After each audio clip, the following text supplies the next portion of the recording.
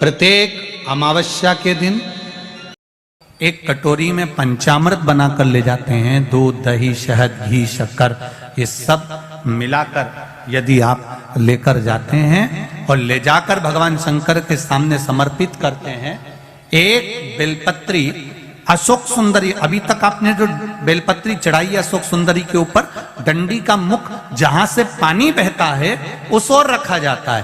पर जब हमें ऐसा लग रहा है कि हमारे पितृ भूखे हैं या हमारे पूर्वज प्यासे हैं या उनको भाग नहीं मिल रहा, इसलिए मेरा कोई काम नहीं हो रहा, इसलिए शिव राजी नहीं हो रहा है, तो ये बेलपत्री के भाग को बदल दिया जाता है। ये बेलपत्री अशोक सुंदरी की जगह पर जब चढ़ाया जाता है तो ये पत्ती का जो भाग है जहां से पानी बहता है उस ओर रखा जाता है और ये डंडी का भाग शिवलिंग की ओर रखा जाता है। और यहीं पर भगवान शंकर को जो तुम पंचामृत बनाकर लेकर गए हो वो पंचामृत चढ़ाया जाता है और वही पंचामृत थोड़ा सा शिवलिंग पर चढ़ा दिया जाता है। उसके बाद में पितृ पूर्वज जल की आस नहीं रखते, न भोजन की आस रखते हैं, क्योंकि शंकर उनको तृप्त कर देते हैं, शिव उनको पूर्ण कर देते हैं। पितृदोष के 4 लक्षण सबसे प्रबल। पहला लक्षण है 1 रुपया कमाओ, 1.25 रुपए खर्च हो रहे हैं, कमाई लेना पितरों का दोष है। दूसरे नंबर का, एक व्यक्ति घर में बीमार है, ठीक हुआ, दूसरा बीमार पड़ गया, घर में कोई ना कोई निरंतर बीमार पड़ा हुआ है। तीसरे नंबर पर आप कोई पूजन की थाली लगाए, किसी को भोजन देने जा रहे थे, किसी को पानी देने जा रहे थे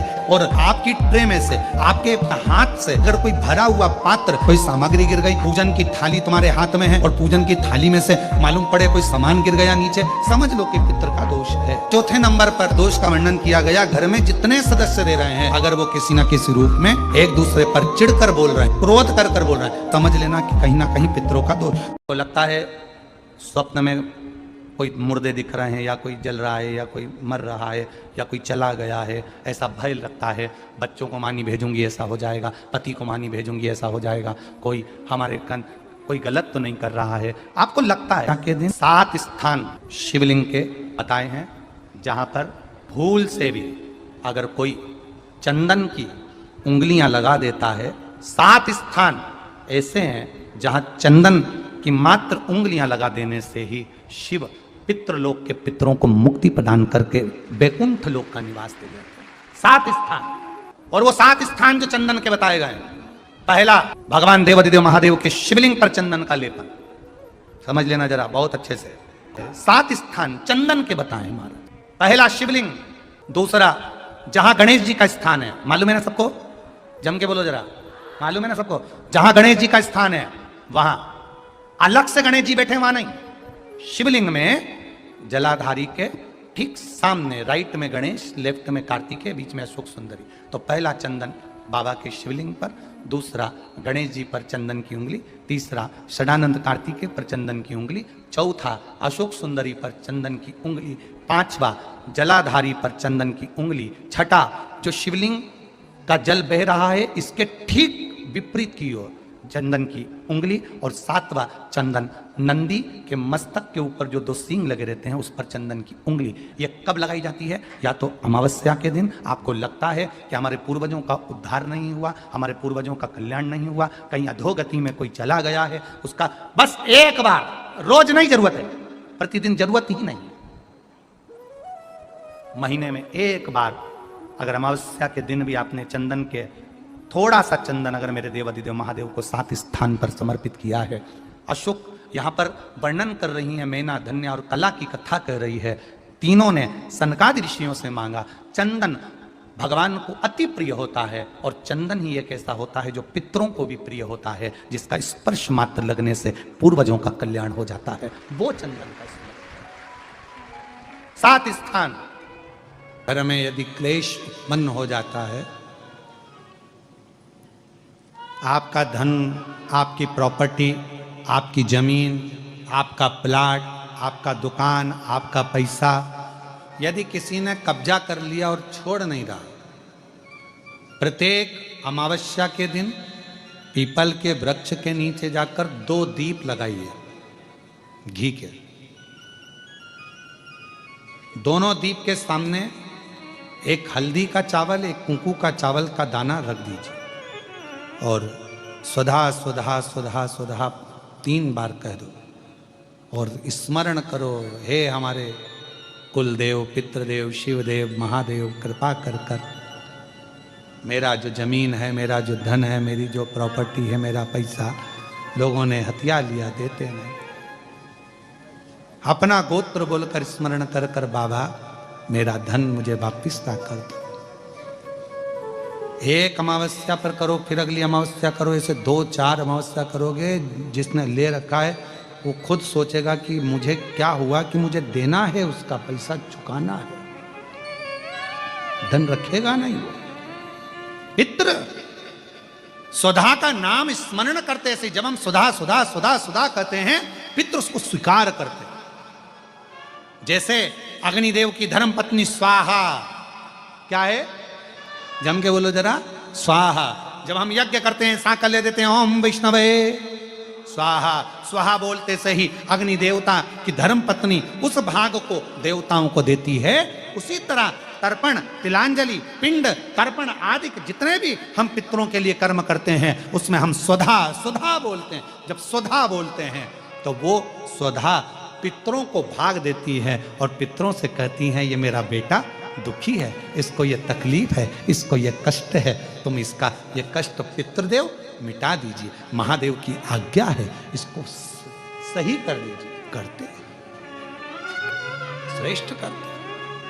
ओम जयंती मंगलाकारिणी भद्रकाली कपालिनी दुर्गा क्षमा शिवा स्वाहा स्वधा नमोस्तुते। ओम जयंती मंगला काली भद्रकाली।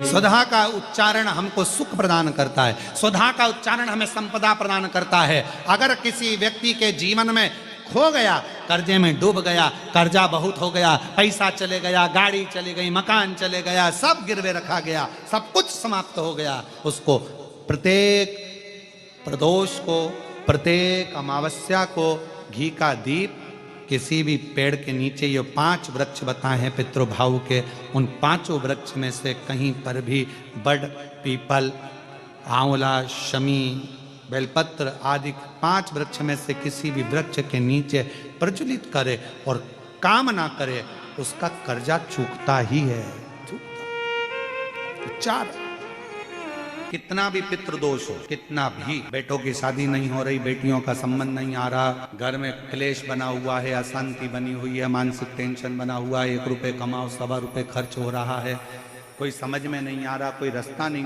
सूझ रहा, एक चावल का आखा दाना लेकर परिंदे के पास, परिंदा जानते हो सब लोग, हंडा, मटका, पानी भरने का मटका, हंडा, घड़ा, गगरा, जो घर के रसोई घर में जो पानी का स्थान होता है, एक चावल का दाना रसोई घर में रखकर उस चावल के दाने को साथ में लेकर और 1 लोटा जल हंडे का, मटके का, परिंदे का, घड़े का भरकर जाइए और वो परिंदे का पास का चावल का दाना और 1 लोटा जल, पहले चावल का दाना शिव जी के शिवलिंग पर समर्पित करो, फिर 1 लोटा जल, जहां जलाधारी होती है, जलाधारी इधर की है तो आप इधर खड़े हो, जलाधारी उत्तर की है तो आप यहाँ दक्षिण की ओर खड़े होकर शिव जी पर जल चढ़ाना प्रारंभ करें। यहाँ जल बह रहा है शिवलिंग का तो आप इधर खड़े होकर जब जल चढ़ाओगे, चावल का दाना रखकर, कैसा भी पितृदोष हो वो सारा पितृदोष समाप्त होता है। बेलपत्री के वृक्ष के नीचे बैठकर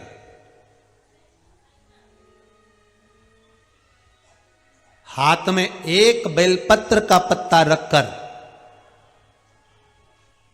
आप पंचाक्षर मंत्र नमः शिवाय, ओम नमः शिवाय या श्री शिवाय नमस्तुभ्यम या महामृत्युंजय मंत्र का स्मरण कर रहे हो, पर डंडी का भाग अपनी ओर, बेलपत्र की बीच वाली पत्ती का भाग बीच वाली उंगली की ओर रखकर अगर आप स्मरण कर रहे हैं और अपनी कामना कर कर बेलपत्री के वृक्ष के नीचे बैठकर उस पत्ते को सम्मुख रखकर बाबा से विनय कर कर एकांत में उस बेलपत्री के वृक्ष की छांव में,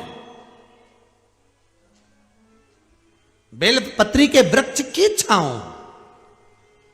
आप कामना कर कर उस पत्ते को शंकर भगवान के ऊपर समर्पित कर रहे हैं, तो ये जान कर रखें कि पार्वती और शिव का मिलन करवा रहे हैं और अपनी मनवांछित फल कामना पूर्ण करवा रहे हैं। क्योंकि शिव और पार्वती का जब मिलन होता है, शंकर पार्वती जब एक दूसरे के सम्मुख में होते हैं, शिव और पार्वती जब एक दूसरे के सामने अपने बच्चों के कारण एक दूसरे के सम्मुख में आते हैं, तो उनके चेहरे पर प्रसन्नता का भाव आ जाता है। फल, मनवांचित फल की कामना आप जिस कामना के लिए कर रहे हैं, विवाह के लिए, नौकरी के लिए, सर्विस के लिए, व्यापार के लिए, रोग मुक्ति के लिए, आप जिस कामना से कर रहे हैं, बस उससे कहा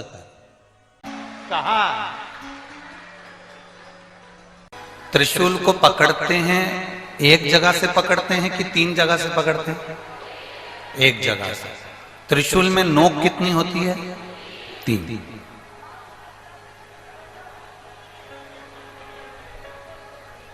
अब बाकी के जितने शस्त्र हैं,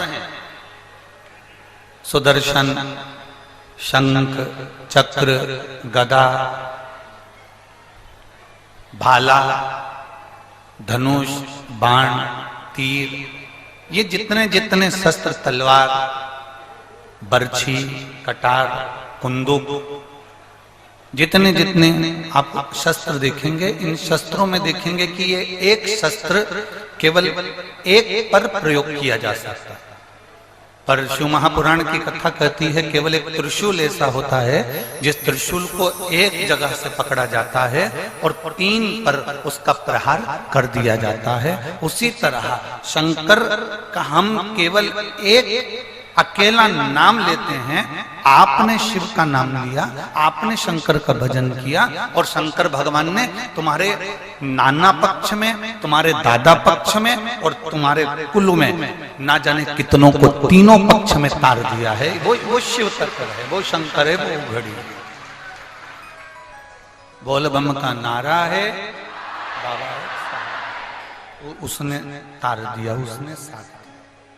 सर्ग संहिता कहती है और कूर्म पुराण कहती है, तुम्हारे घर में अगर सत्यनारायण जी की कथा हो रही है, तुम्हारे घर में शंकर जी का अभिषेक हो रहा है, तुम्हारे घर में पार्थिव शिवलिंग का निर्माण हो रहा है, तुम्हारे घर में अगर तुम कोई व्रत रख रही हो, तुम्हारे घर में कोई उपास कर रही हो, तुम्हारे घर में कोई उद्यापन हो रहा है, तुम्हारे घर में कोई अच्छा कार्य हो रहा है, तो ये करवाने वाला कोई दूसरा नहीं होता, इसको करवाने वाले तुम्हारे घर के पितृ होते हैं जो ऊपर बैठकर तुम्हारे घर में अच्छा कार्य कर रहे हैं।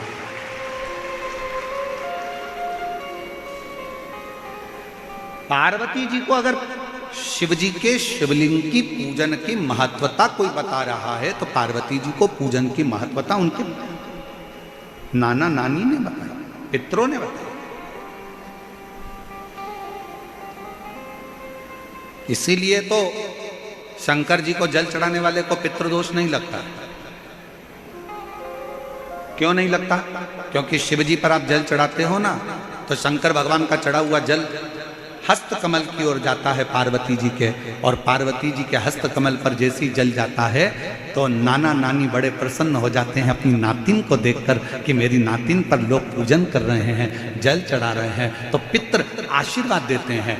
शंकर पर जल चढ़ाने पर 3 दोष समाप्त हो जाते हैं। पहले नंबर का वास्तु दोष, दूसरे नंबर का पितृ दोष और तीसरे नंबर का काल सर्प दोष। ये 3 दोष शिव पर जल चढ़ाने से समाप्त हो गए।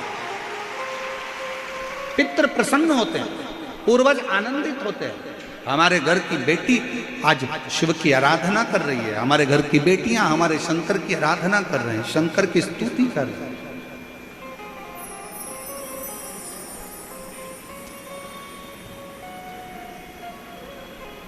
शिव आराधना में डूबे हुए हैं। कितना भी पितृदोष हो, कितना भी,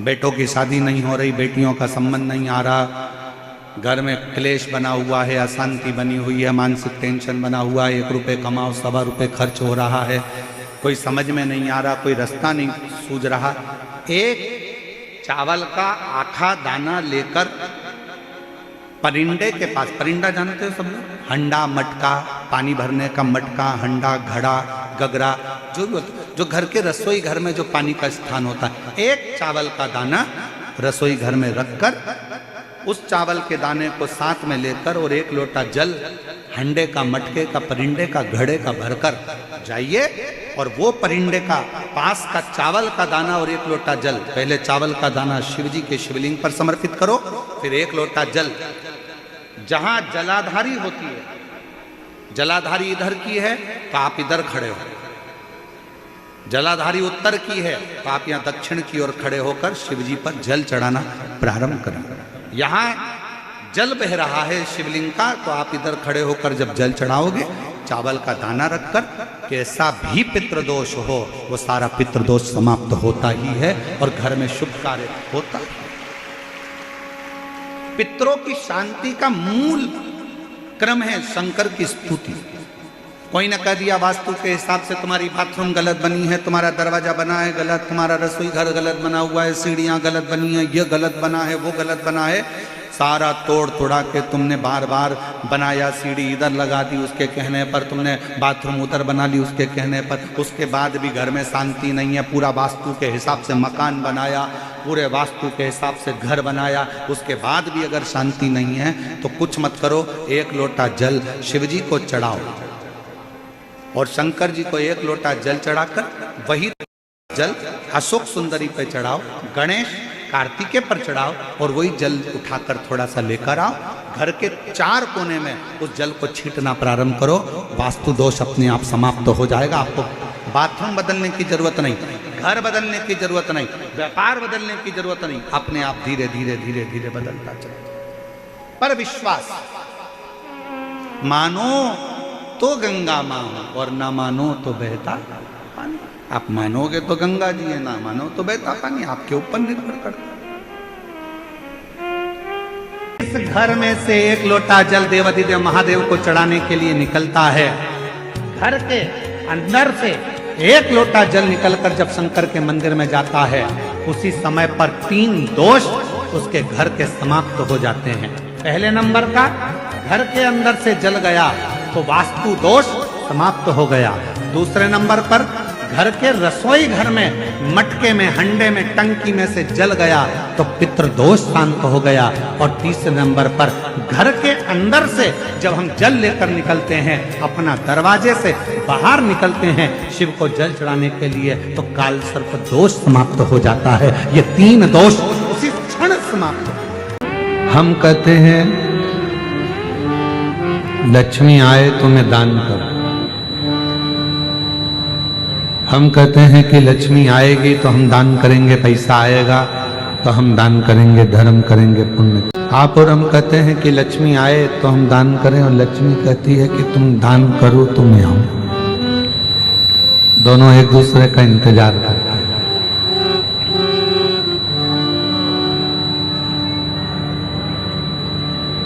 आप लक्ष्मी का इंतजार कर रहे हो कि वो आएगी तब मैं दान करूंगा, लक्ष्मी इंतजार कर रही है कि तू दान करना प्रारंभ कर तो मैं आना प्रारंभ करूं। दोनों इंतजार कर रहे हैं। अब जैसे लक्ष्मी कहती है कि तू दान कर और आप कहते हो कि आए तो दान करूं, उसी तरह शिव महापुराण भी कथा कहती है। लोग कहते हैं कि हम बहुत तकलीफ में हैं, बहुत दुख में हैं, बहुत कष्ट में हैं, बहुत प्रॉब्लम में हैं, तो भगवान शिव भी कहते हैं कि तुम एक बार मेरी शिव महापुराण की कथा तक पहुंच जा, फिर मैं तेरा दुख मिटाना प्रारंभ कर दूंगा, तेरी तकलीफ। जितने लोग कथा सुन रहे हैं, अगर गण का मतलब नहीं जानते तो पहले कथा में प्रवेश करने से पहले, शिव महापुराण में पहुंचने से पहले हम समझ लें कि गण का मतलब क्या है।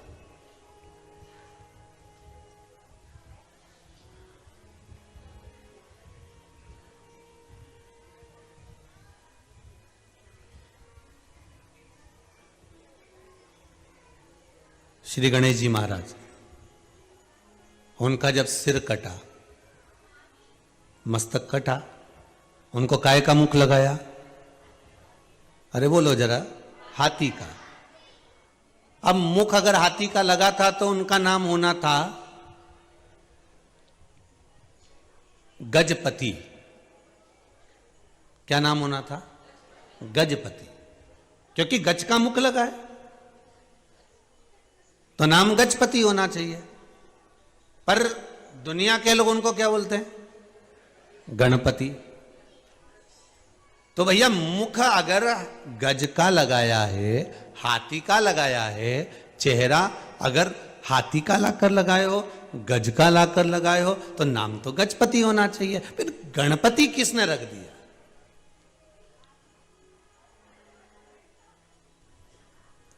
हाथी का मुख लगते ही तो गजपति नाम हो जाए।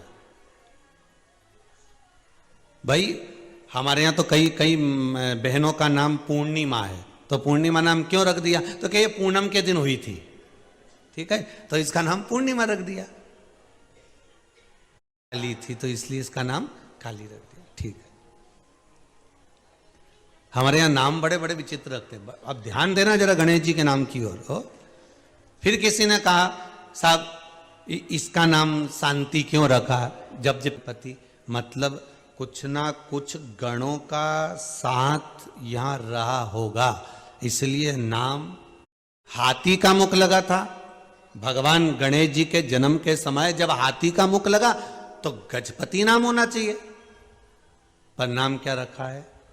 गणपति, मतलब कुछ ना कुछ गणों का साथ यहां रहा होगा, इसलिए नाम गणपति रखा है। हम कहें कि शंकर जी के गण, कई कई आप लोगों को भी कह देते होंगे, हम बताओ रोज मंदिर जाती है ऐसा लगे ये तो शंकर जी की गण है, ये रोज शिव जी के मंदिर में पूजन करता है, ये शंकर जी का अनुमोदन करता है, शिव जी पे एक लोटा पानी चढ़ाता है, शंकर की भक्ति में डूबा रहता है, ऐसा लगता है कि शंकर का गण है। मतलब केवल ये पीछे दिख रहा है ना, ये मत समझना इनको भूत प्रेत डाकनी पिशाचनी है चुड़ैल आदि, ये शिव जी के गण हैं। पर गण का मतलब क्या होता है?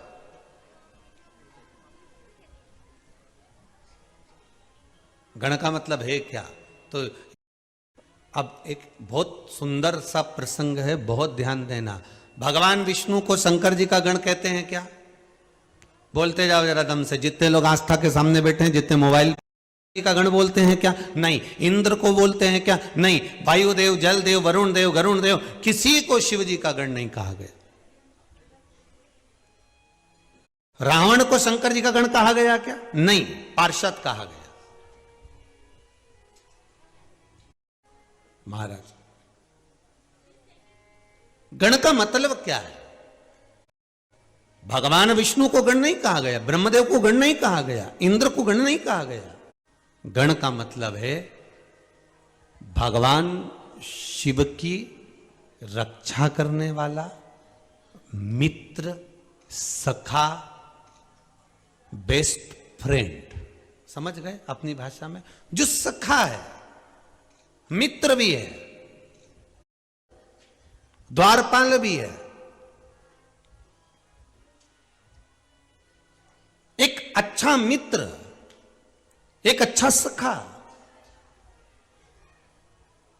आपका गण है। सखा रहता हो, आपके साथ में कोई अच्छा व्यक्ति रहता हो, तो आप उसको भाषा में कह सकते हो ये मेरा गण है। गण मतलब मित्र है, ये मेरा सखा है, ये मेरा कभी बुरा नहीं देख सकता, ये मेरे खिलाफ जरा सा सुन नहीं सकता, एक शब्द भी जो शिव के लिए सुन नहीं सके, वो गण है।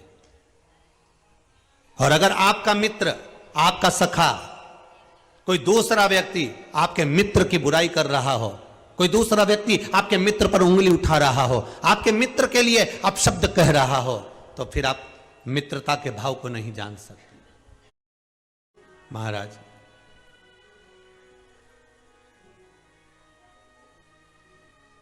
गण का मतलब है भगवान शंकर का सखा।